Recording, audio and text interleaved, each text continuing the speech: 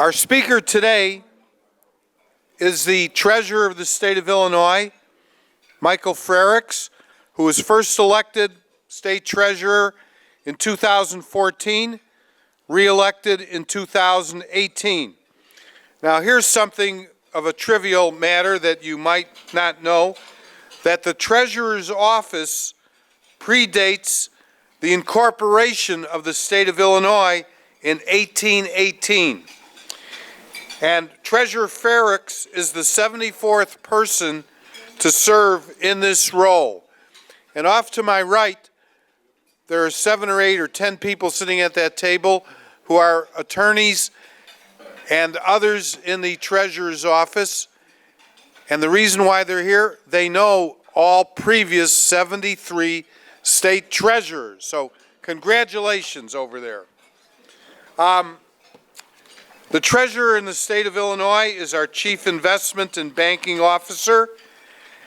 Treasurer Frerichs' office invests money on behalf of the state and local units of government. The Treasurer's office actively manages more than $31 billion,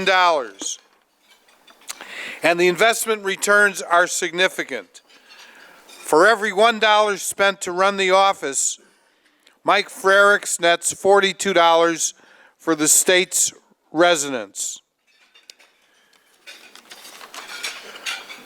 Currently, Treasurer Frerichs serves on the Executive Committee of the National Association of State Treasurers, the National Association of State Auditors, Comptrollers, the College Savings Plan Network, and the National Association of Unclaimed Property Administrators. And if you think you have any property coming to you, all you have to do is go to his website. I'm sure he'll comment on that. Treasurer Frerichs also serves as a trustee on the Illinois State Board of Investment. He lives in Champaign. You're the home of the Fighting Illini, who've qualified for a bowl game this year. I'm just an alum, so. With his young daughter, Ella. And before Treasurer Frerichs mounts our podium and speaks, I'd like to ask Skinny Sheehan, who we all know from the Special Olympics. It's one of the organizations that the City Club works with. He's probably going to try to convince you to participate in the polar plunge in a couple of months, but he wants to say a few words. Skinny? Hey, thank you very much, Ed. I would just like to thank Jay Doherty, Ed Mazur, all the people from the City Club. What we do in the city of Chicago and the state of Illinois with Special Olympics, we can never do it without a partner like the City Club of Chicago. City Club of Chicago has a long list of partnerships, but the one with Special Olympics is very special. And finally, I do want to say, I want to thank our speaker today, Mr. Frerichs, the treasurer. Last year, he jumped in the lake after we got the ice out of the way. He did the polar plunge for us. He has been very helpful to Special Olympics and people with special needs. He put a plan together, and we worked with him, a plan called ABLE, which is kind of like a college fund. You know how the state has these college funds that you can pay to? But it's for you can set it up for a child with disabilities. He worked with 13 other states, and now I think there's more that have joined. It's a national program. It's very, very successful and very helpful, especially when a parent has a child that becomes 22 years of age. There's nothing there for them, but you can set up a plan. So I just want to thank Mike, and I want to thank him for his support with Special Olympics. And I also want to thank Ed, and I want to thank Jay Doherty and all the people from the City Club. They've been great to Special Olympics. Thank you very much. Thank you, Skinny. Treasurer Mike, we're ready for you. Remember, if you have any questions, fill them out on those blue forms, and we'll handle that later. I'd say it's orange. I was supposed to say it's orange and blue. Good afternoon, everybody. These microphones don't extend, but does my voice reach out to you all? Okay. Thank you, Maura. So it is a pleasure to be here today. And it's a pleasure to have this job as Illinois State Treasurer. My name is Mike Frerichs. I'm the Illinois State Treasurer. Sometimes when I tell people how much I love my job, they look at me funny. You know, sort of like when you go to visit a friend in the hospital. And they're all broken up and you say, "How are you feeling?" And they say, "Never been better." And you look at the nurse and say, "I want what drugs you're giving that person." Because they see how the body is broken. And the state of Illinois, like our government, is sick. Now, I believe you don't abandon your friends when they are sick. You help to lift them up. And we have a lot of work to do. See, some people are shocked to hear that when they visit a friend, they might say they've never been better. When I say this, it's because we've got great opportunities in this state. And I'm given an opportunity every day to help out the state that I grew up in and the state that I love. See, people see the unpaid bills. They see the unfunded liabilities in our pension system. They see arrests and indictments, elected officials, and they wonder, how can you love your job?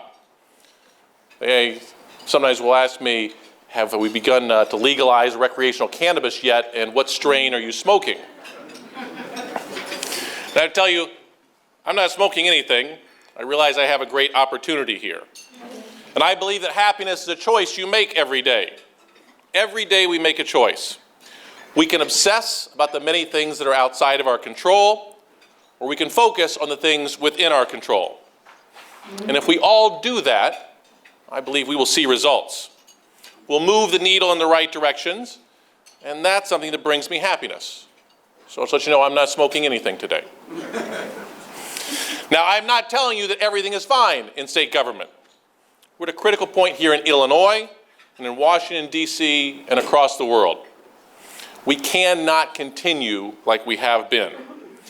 It is time for fundamental change in our state capital and our nation's capital.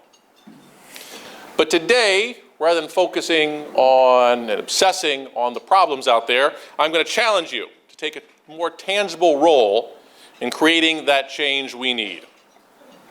First, let's look at where we are. A Gallup poll taken in 2015 showed that 75% of Illinoisans were not confident in their state government. This may not surprise a lot of people, 75%. Now, a Pew Research poll shows that 66% of adults think other Americans have little or no confidence in the federal government. Unsurprisingly, a study found this lack of trust in government and each other makes it harder to solve our nation's key problems. However, there is good news out there. Fully 84% believe the level of confidence of Americans have in the federal government can be improved. And 86% think improvement is possible when it comes to the confidence other Americans have in each other. Now, what this tells me is there's a pathway to turn things around here in Illinois and in Washington, D.C. People already know that change is needed. What we need are leaders who will lead by example. So regardless of your political leanings, I suspect most of you here today would agree that the tweeting, the name-calling, the yelling is not the way to do that. Sadly, some people just can't help themselves. Some bomb throwers throw these bombs out of political calculus, and some people, it's just simply who they are. Now, if we ask individuals about politics and government in Illinois today, I have every belief that each and every one of them are disappointed in the politics of the day. Some might even say that they're disgusted. If we want to turn Illinois around, we have to show people that there's reason for optimism. Show people that their interests are being considered, and show people that they are not fighting alone. Show people that not only are there reasons to stay in Illinois, but there are reasons to be optimistic about our future. I know, in the Treasurer's Office, we cannot solve all of our state's problems. But just because we can't solve all of the problems is not an excuse to give up and do nothing. We can all make a difference. And if we do, I think we can set an example for others to follow. It has been clear for a while that revenues have not matched expenses in our state. So in our office, we focused on what we could do. In our office, we started with our core responsibilities. We started with investing the public's money, where we've seen significant improvements. The year before I was sworn into office, the Treasurer's Office brought in $49 million in interest to the state. We thought we could do better. We lengthened our weighted annual maturity of our investments. We asked the General Assembly to allow us to invest in new asset classes. We turned over couch cushions. And this last year, we brought in $318 million in interest. I want to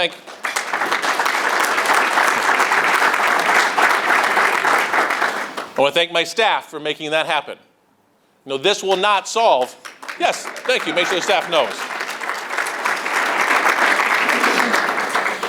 $318 million is not going to pay down all of our backlog of bills, but it will help us to begin pay them down more quickly.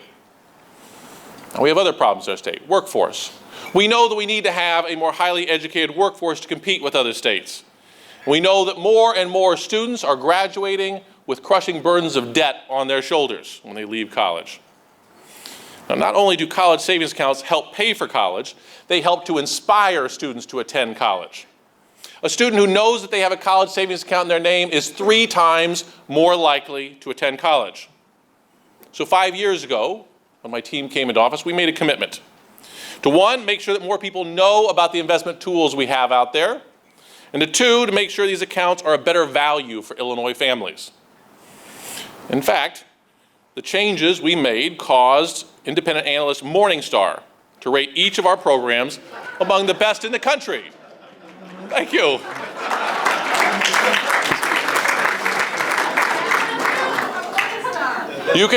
You can take this message back, and maybe next year they'll buy a table at this event.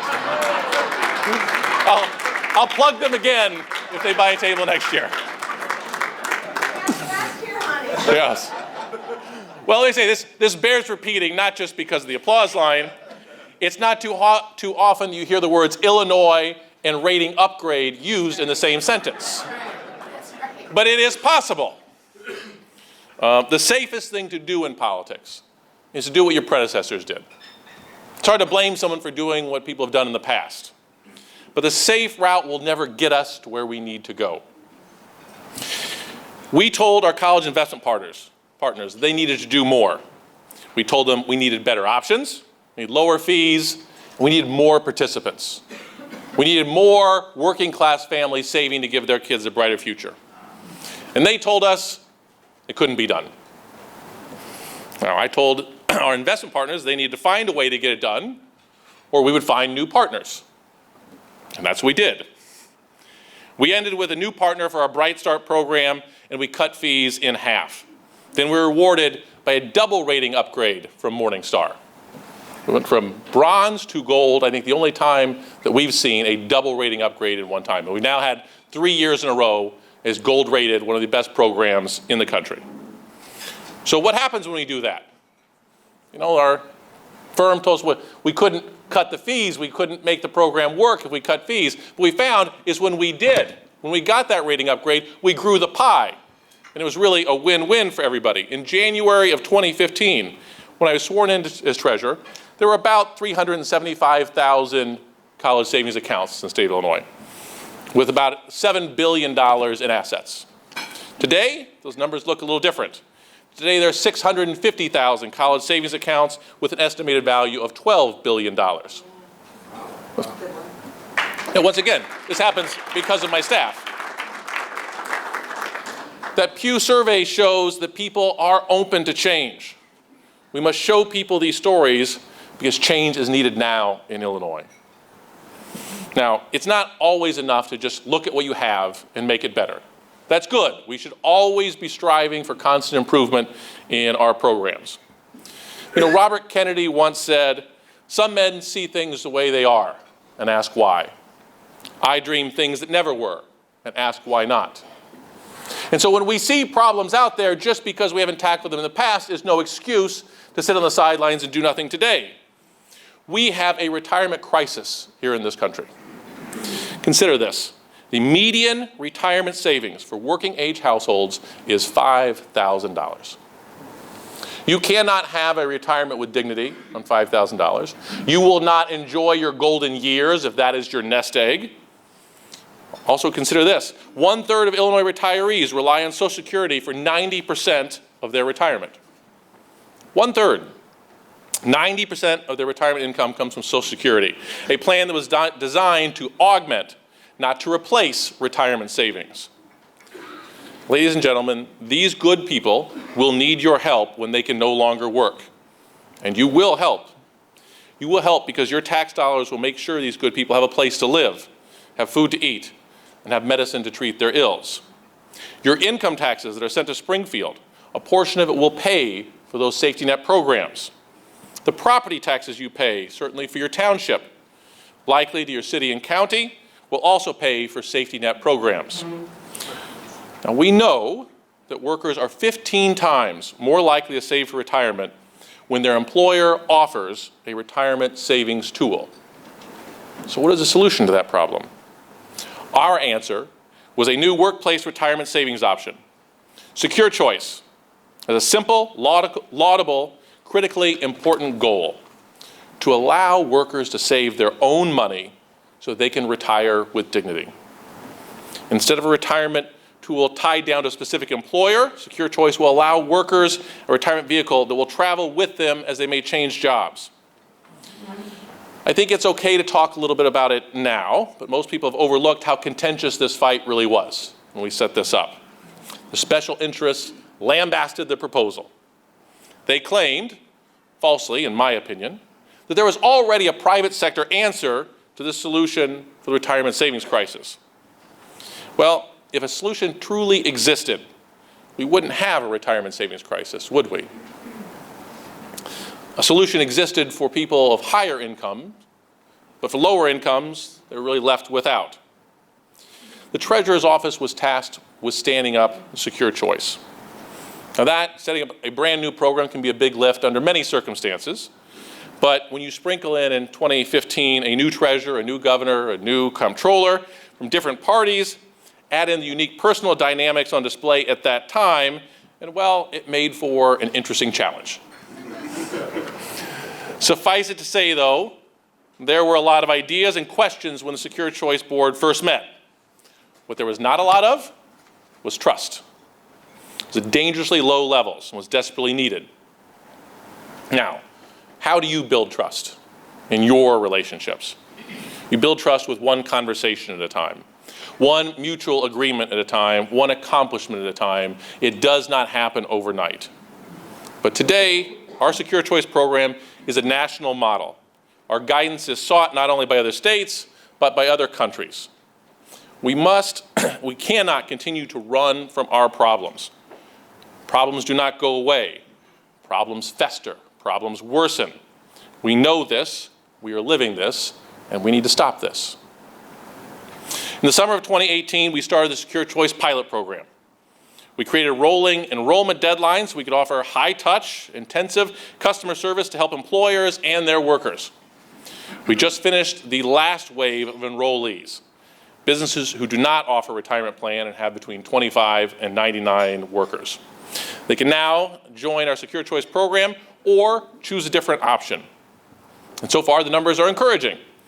We estimate a total of 2,400 employers have signed up, about 29,000 employees are saving who were not before, and a grand total investments at $6.9 million. We're going in the right direction. That's real progress. That's showing you, that's not telling you. That Pew Research tells us that people are open to change. We must show people these stories because they need to know that change is happening and is possible in Illinois. Now, through our college savings program, we offer a brighter future for students. We help put them on a pathway towards success. But not every parent has that luxury. As Skinny mentioned, there are some parents out there who have children with severe disabilities who aren't able to take care of themselves. Now, we all want to give our kids a brighter future, but there is a problem. If those children are relying on federal benefits, if they qualify for federal benefits, those benefits are means tested. What that means is they can't have more than $2,000 in assets or they lose their support. $2,000. That means when a parent passes away, they can't leave something for their child. They're going to be entirely dependent on those federal benefits. So what is the solution? What do? We could sit and complain, or we could take action. Fortunately, in 2014, Congress passed and the President signed into law the ABLE Act, which essentially lifts the $2,000 limit threshold and raises it to $100,000. Families can save up to $100,000 in an ABLE account without losing or risking their child's benefits. Now, the investment houses told us the similarity between a family saving for a children's future to attend college and a family saving for a child's future to accommodate disability end at family, child, and savings. Simply put, the number of families saving for college is significantly larger than the number of families saving for a child with a disability. These investment types told us that they could create an investment product, but it would be much more expensive than many of these families could afford. That was unacceptable to us. Now, what we could have done is we could have yelled and we could have screamed. That would have been easy. We could have paraded frustrated families in front of television cameras to condemn greedy investment bankers. We could have held press conferences across the state. Now, this was back in 2015 and 2016, mind you.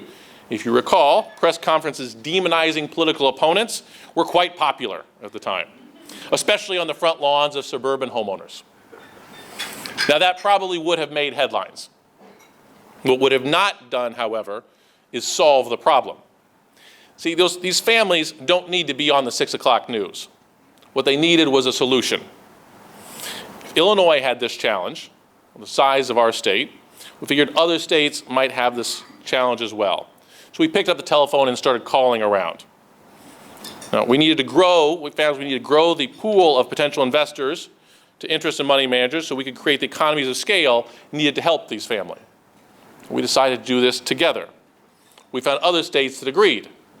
And so I will tell you, our ABLE program now is the lowest fee ABLE program in the country.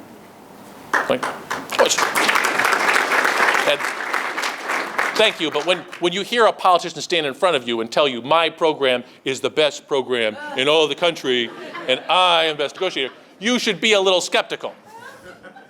You should. But I will tell you, Illinois has the lowest fee program in the country, because so does Iowa, and so does Minnesota, and so does Indiana, and so does Rhode Island, and New Jersey, and Pennsylvania, and North Carolina.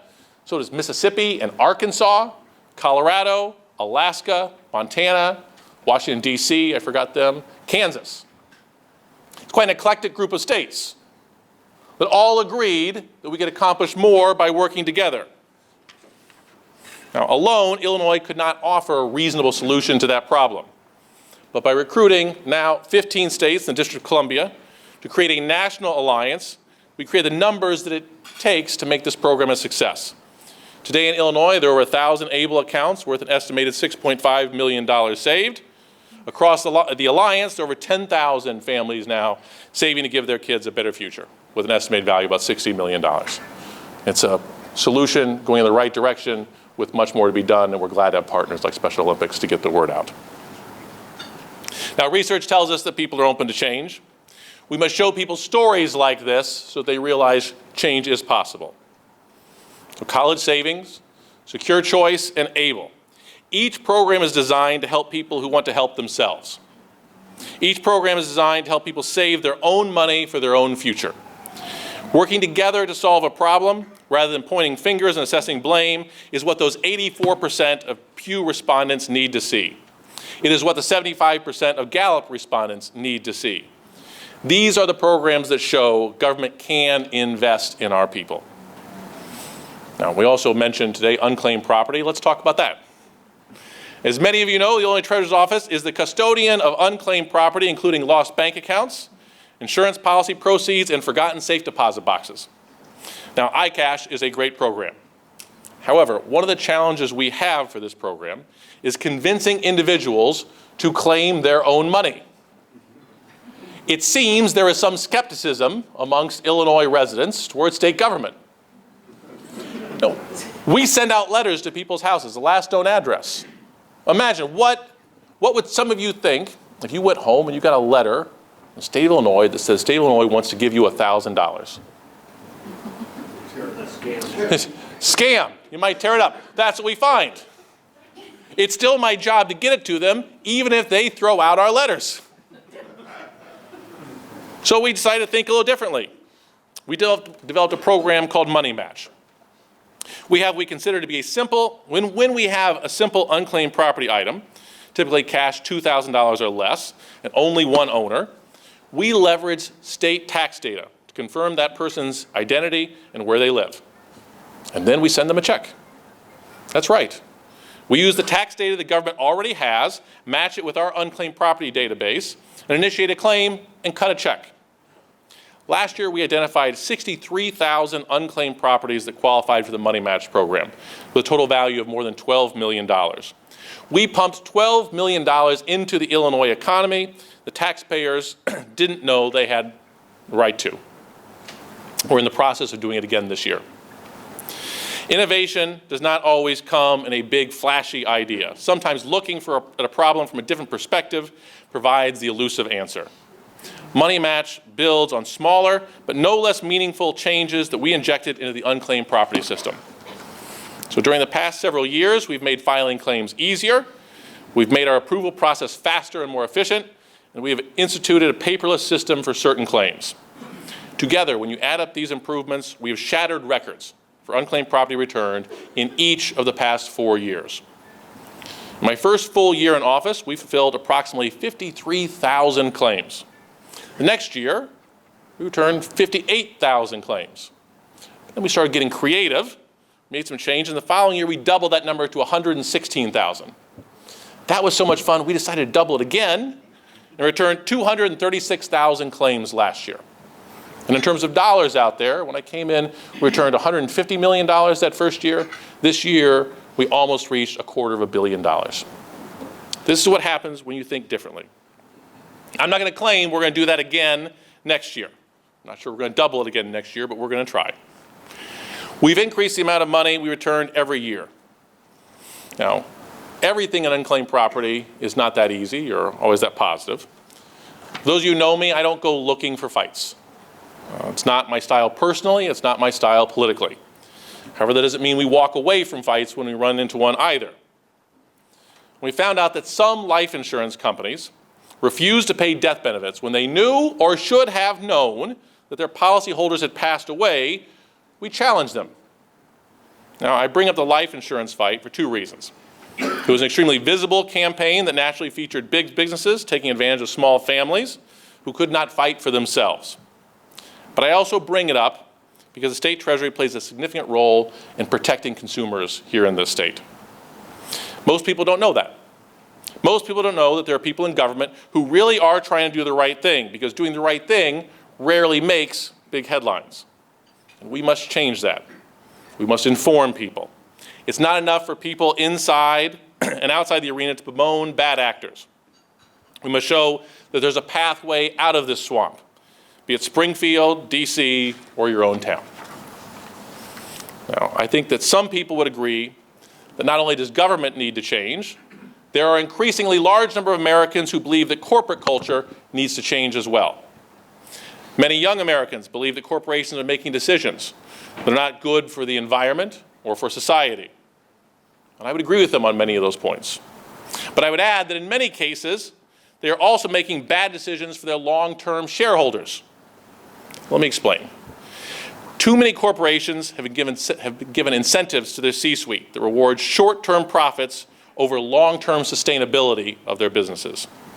Too often, decisions are made that look good for the next quarterly earnings report, but come at the expense of long-term sustainability. Let me give you an example that people seem to understand. There are some companies out there that were pushing opioids on Americans.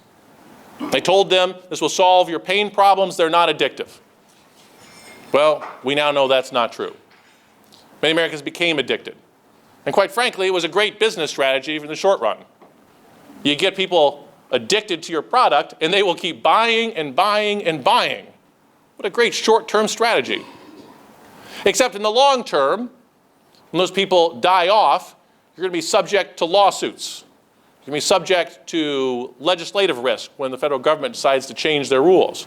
You're going to be subject to reputational risk because some people will say, I don't want to work with drug dealers who are killing Americans. And then you're going to see in cases like Purdue Pharma, companies going bankrupt. That is not a long-term sustainable practice. So why does the state treasurer care about this? Because when we help people invest for college, for their retirement, or we help with the pension funds, we're not day trading. People are investing on a 10, 20, or 30-year horizon. And as a fiduciary, I have an obligation to look out for their long-term interests. Now, when we vote on corporate board seats or resolutions, we're looking at additional risk factors that more than are traditionally employed. We believe that when corporations do this, when they look at these additional risk factors, they not only align with lots of our values, but they're creating sustainable value for the company. And there are a growing number of voices in the sustainable investing space show that these factors must be considered. Today, there are more than $20 trillion in assets under management in the sustainable investment space. We can all create the change we want. Sometimes we just have to look to do it in different ways and in different places. Equally important is how we invest in our state. Certainly the programs I mentioned previously, such as college savings and ABLE and Secure Choice, are vehicles that help us to invest in people. More importantly, these programs allow us to invest in people who want to invest in themselves. In order for them to participate, we must show them that change is possible. We must engage with them, we must show them, we must convince them. Now, as I said at the beginning, I want to speak to you today about change, about demanding a new day here in Illinois, about showing people why that new day is possible and recruiting them to our cause. We talked about identifying a problem and creating a solution. We offered ways to help families save for college, to help workers save for their retirement, to help families with children with disabilities invest for a brighter future. It is important to note that there are no handouts here, only hand-ups. Each family is saving their own money for their own future. We talked about protecting consumers through the headline-grabbing life insurance payments and through drug pushers draped in lab coats. We spoke about core changes to our approach in investing that allowed us for an increase in ROI. We also invite more diverse people to do business with the state of Illinois. And each, I honestly believe, are tangible examples of how government can work for people if we can convince the 84% and the 75% that there are, in fact, good people that walk the halls in public service. That pathway starts with everyone here in this room. And my challenge to you all is simple. Be a change agent.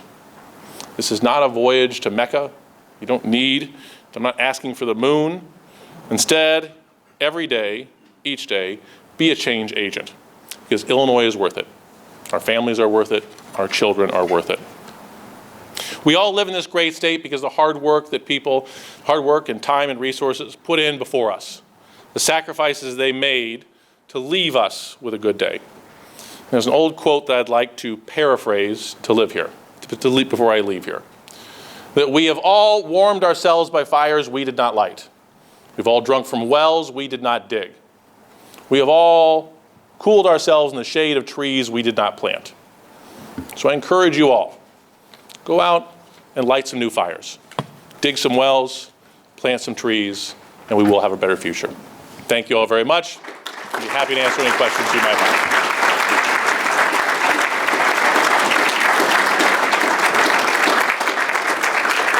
Your favorite side, Eddie? Thank you, Michael. Sure. We have time for a few Q&A.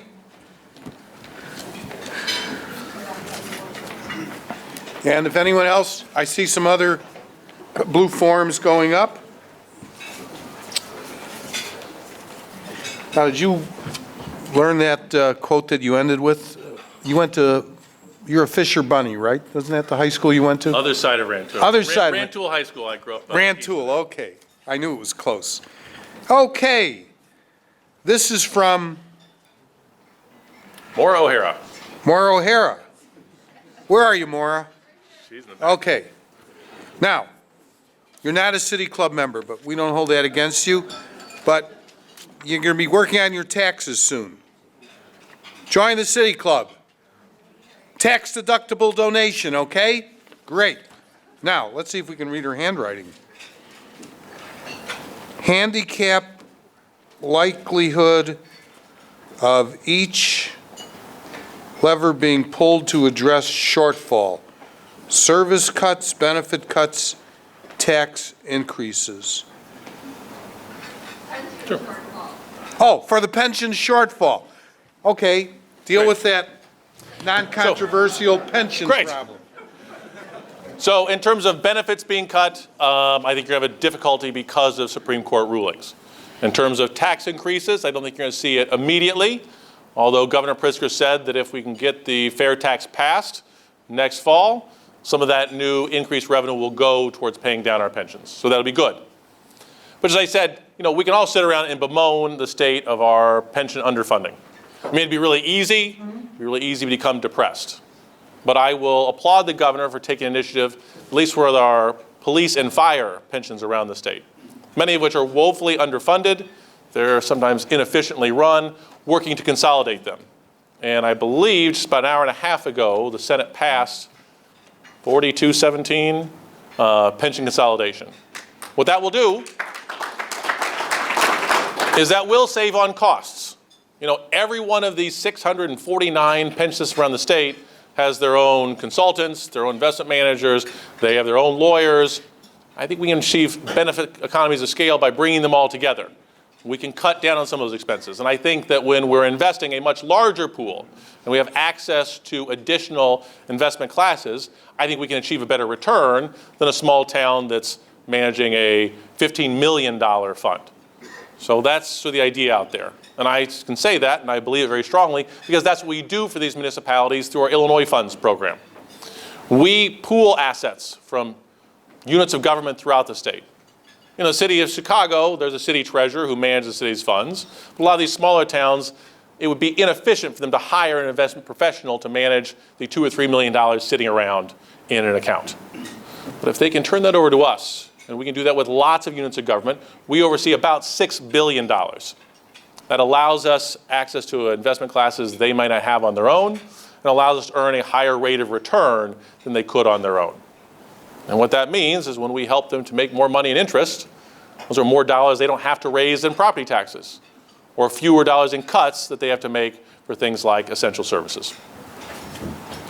So if we were to do this, would this help avoid something like the Dixon tragedy of several years ago? For those who don't know, there is a city in Illinois, Dixon, where a appointed official absconded with about $52 million over the course of 20 years. I would say that if they gave their money management over to the treasurer's office, we would help them with that. But really, I just believe that if you have proper checks and balances, if you have people looking over each other's shoulders, if you have good auditors, you should be able to avoid these issues, and hopefully some lessons have been learned. Great. Okay, this is from City Club member Don Schellenberger with Baird and Warner. It's a very important question because some of us are going to be looking for those letters in the mail. How do you determine the person to whom you are mailing checks is the right person to be receiving the check? Great. So we have about $3 billion in unclaimed property. Last year returned $12 million. That's $12 million that wasn't being claimed. That's good. We have to find that the claims are clean, that we have access to a Social Security number to make sure it's the right person, because a lot of people have the same first and last name.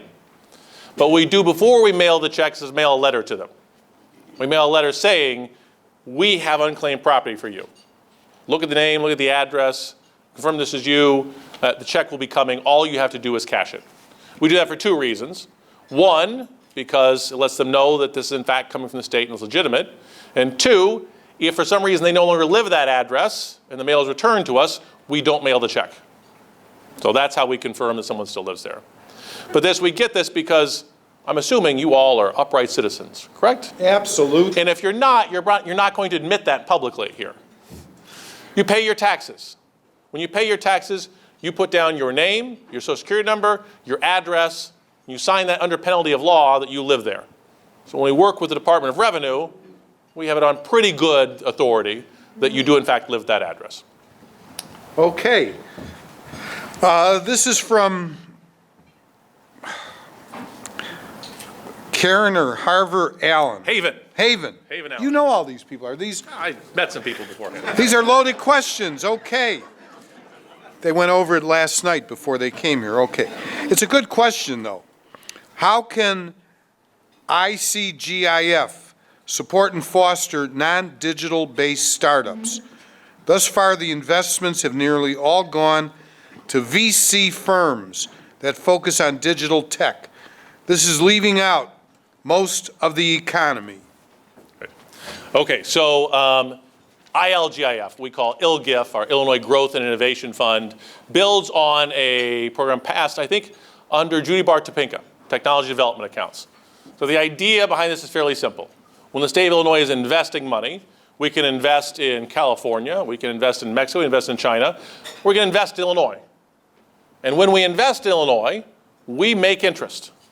This program is not a grant, it's not giving away money. We're making money. Our good friends at 50 South with Northern Trust help us out with this. Thank you, Jackie. But when we help grow companies that then hire new people, that pay them good wages, the state has a double dividend in terms of taxes paid. So the original legislation put a focus on investing in Illinois, and was a focus on technology. Now, with TDA2, the growth was, our options were expanded a little bit in terms of where we could invest. But we invest in venture capital, we invest in private equity. We're looking to get good returns, but to also make sure we're investing in Illinois. Now, we'll be happy to talk with you. We'll be happy to talk with our friends at 50 South about that mix of where we're investing. But if you're asking me where we need to invest to get the greatest returns, then you have elected the wrong person. It's not my job. We work with professionals out there, people who are risking their own capital to get a return. And so we rely and trust on them, but we're happy to talk with you because our friends at Northern Trust, they're receptive. They listen to us. So we'll talk, Haven. Yep. When Frerichs talks, Northern Trust listens. Okay. This is from Professor Nick Kacharobis from DePaul University. Under the pending municipal pension reform legislation, how much, if any, control will local units of government have in the investment risk of the portfolios? And will your office have any role with this? That's a great question. Of course, he's from DePaul. I wish I knew all the answers to. So, although I said I support the pension consolidation because in principle it is the right thing to do, we were involved at various stages in helping to craft this, but every good plan, no good military plan survives the first engagement with the enemy. And something you said, no piece of legislation survives the first engagement with the General Assembly. Because other people, it's true, we have a process where we solicit input. And so police and fire representatives had a chance for input. Municipalities, IML had a chance for input. And there were a lot of changes made, even with amendments coming just a couple of days ago. So to really answer your question, I would need to see the final piece of legislation as it passed. We had some role in it, but I'm not sure going forward how that survived engagement with the General Assembly. Okay, so you've had a couple of real tough questions. Here's a real doozer, Mr. Treasurer. This is from Todd Sholath, who's with the Village of Barrington. Where are you, Todd? Wait, right over there. Good. City Club member. He wants to know, how far out into Lake Michigan did you have to go before the water was overhead during the polar plunge? Good question. I can tell you I've gone out in the summertime, and it's quite some distance. But it's going to tell you, this last year was so cold, the lake was frozen, I think they had to use bulldozers to push the ice out of the way. I mean, I could have walked for miles out into Lake Michigan on top of the ice floes. But they want you to actually plunge, so they take bulldozers and push it. But even then, I think the most you could have walked in before the paramedics and the fire department would stop you might have been 30 or 40 feet. And so the plunge was really just a walk out and drop down on your hands and knees or sit down to soak yourself. My staff enjoyed this. They got a nice picture of me. And right at that moment where the cold water hits you and it looks like you're screaming, because I was. If you've never done it, it's an interesting experience. And it's not always 18 degrees outside. No, sometimes it's minus 10. Yeah. When the late Paul Green, my predecessor as City Club Chair, and I did it several years ago, we got, there's a warming house. You know, you take off your clothes, you then decide how much you're going to keep on. You wait until Skinny and his team from Special Olympics says it's your turn. Then Paul said, we've got our gym shoes on, our socks, our bathing suit. We run in up to our knees. Then we turn around and come back while everybody's running by us. Then we went home and spent the afternoon with our new friend, Johnny Walker. It was great. Anyhow, something everybody should do. This is from City Club member Kate Moylan Minnie. Kate, where are you? Right over there. Great. What are your thoughts on 5G and the communities where it will be rolled out? Hinsdale, Western Springs, Schaumburg, Naperville. I'm the Chief Investment Officer for the state of Illinois. I'm not the Chief Technology Officer. No one asked me about this, and as my staff will tell you, if you were voting for me to be your Chief Technology Officer, you made the wrong vote. I unfortunately don't have much to add there, because this is the first I'm hearing about this. Next year I'll have an answer. Next year when Morningstar has a table here, I will answer that question. Absolutely. Absolutely. Speaking of Morningstar, Madeline Hume, where are you, Madeline? Over there. She's not a City Club member, but you have that rare opportunity to have Morningstar become one of our corporate members, and you'll have your own table, as you do now. But, Treasurer, look at this. Look at this printing. Penmanship. Penmanship. Unlike I have not seen in years. She's unbelievable. What parochial school did you go to? Okay. What do you see as the most important initiative for Illinois' college savings plans over the next 5 years? Okay. Great question. And I'll just say that it looks like Morningstar already has a fifth of a table. We just need 4 more fifths.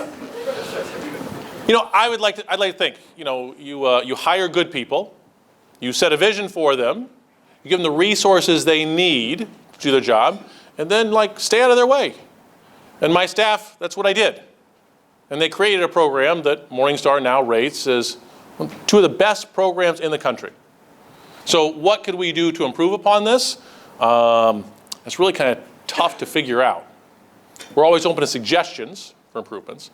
But the real answer is we need to sign up more families. You know, it's nice. We have signs on some of our doors right now. 3 years, 3 gold stars in a row. We're very proud of that.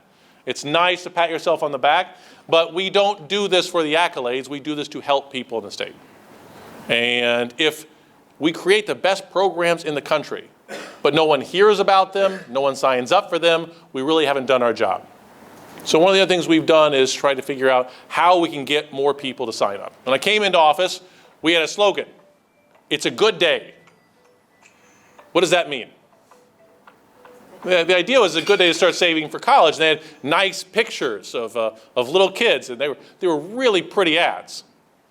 And then we held focus groups and found it didn't really move the needle on anyone. You know, today is a nice day to start saving for college, but you know what tomorrow will be? That'd be a nice day too.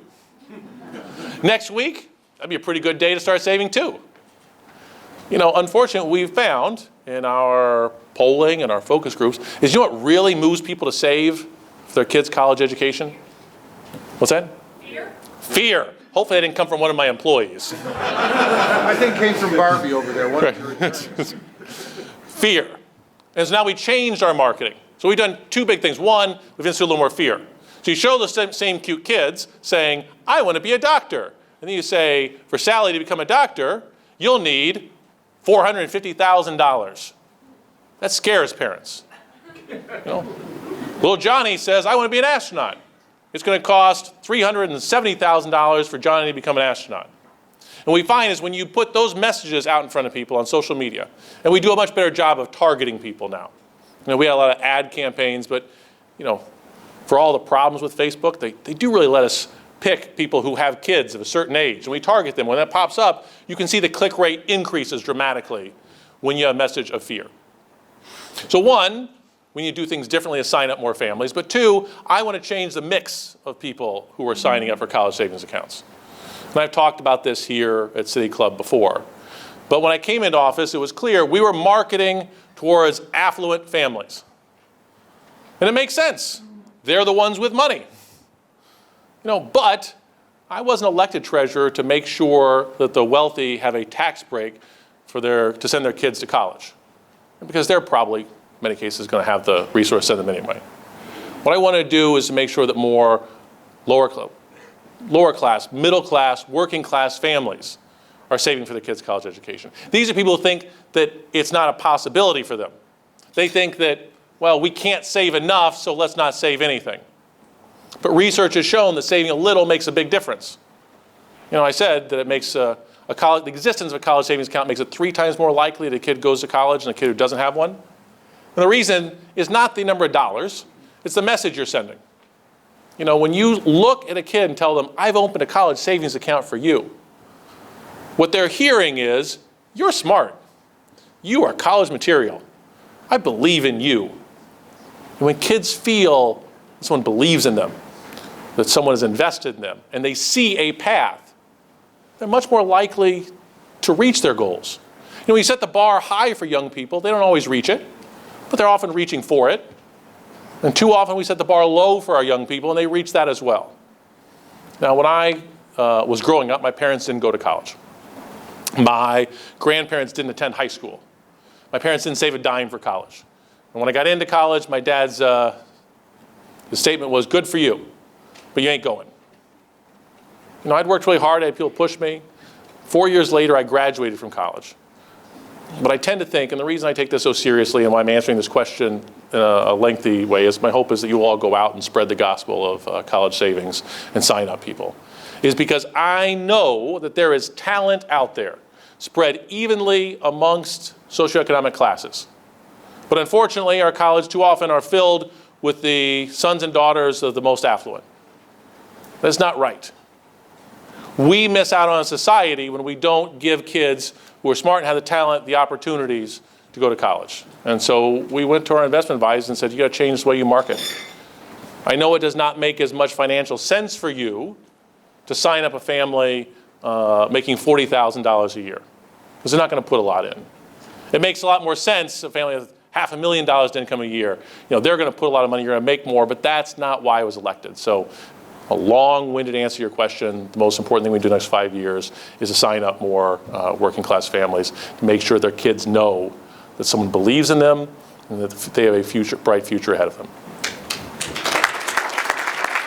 Thank you. Let's give the treasurer a big round of applause.